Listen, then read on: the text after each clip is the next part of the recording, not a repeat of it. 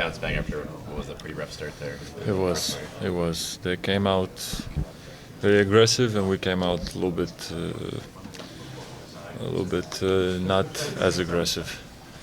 And they punched first, and we took the punch on the chin, and started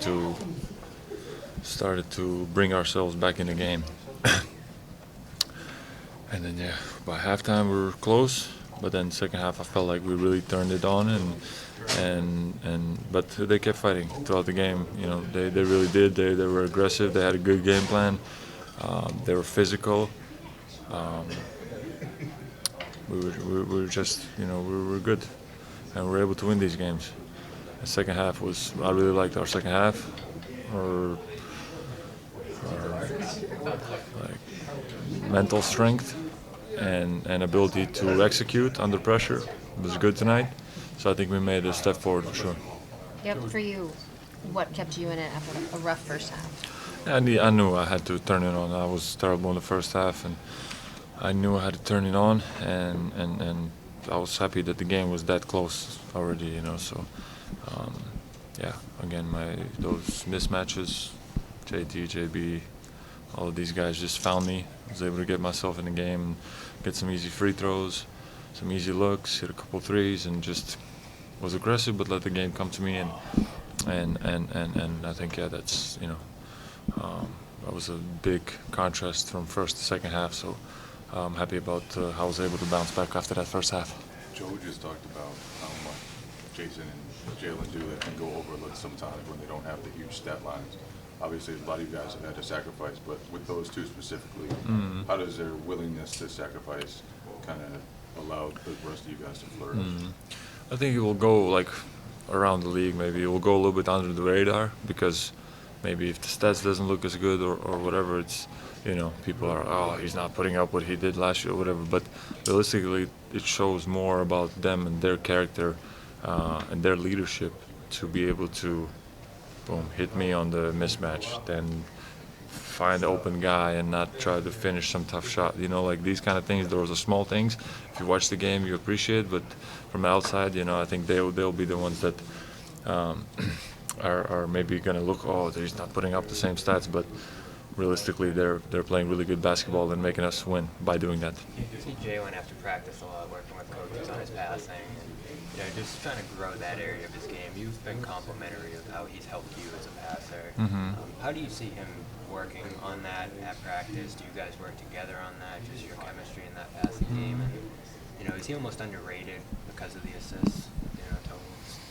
Totals. I think it is a little bit underrated part of his game. And I think he's also getting better at it now. I think he's really, we're really developing that chemistry. And I think our two-man game is just happening naturally. It's not something we work on in practice, nothing like that. We just come out and we find each other. But yeah, his work ethic is great. He's always there working after practice and working on some of his weaknesses and stuff like that. So again, it says a lot about his character and who he is.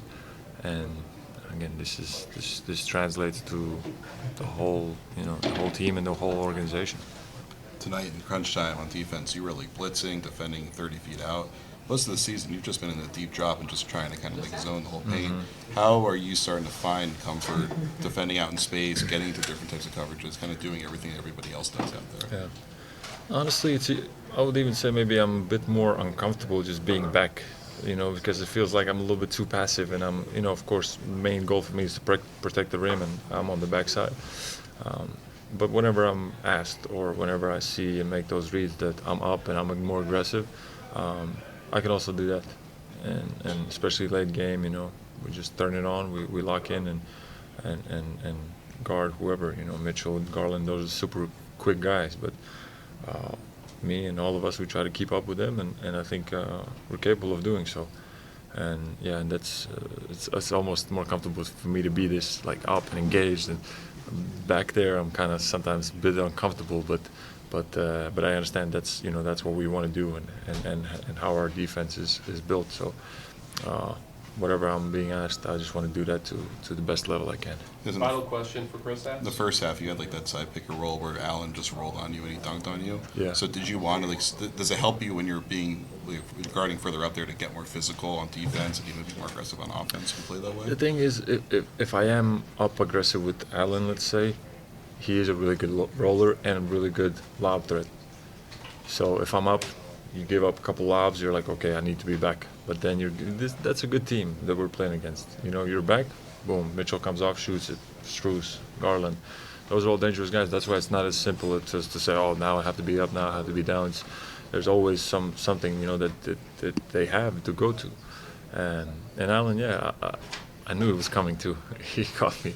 He started dribbling, and I'm like, man, he has this long arm. He stretches all the way out, and I'm like, I see it coming. I'm like, I have to go for it.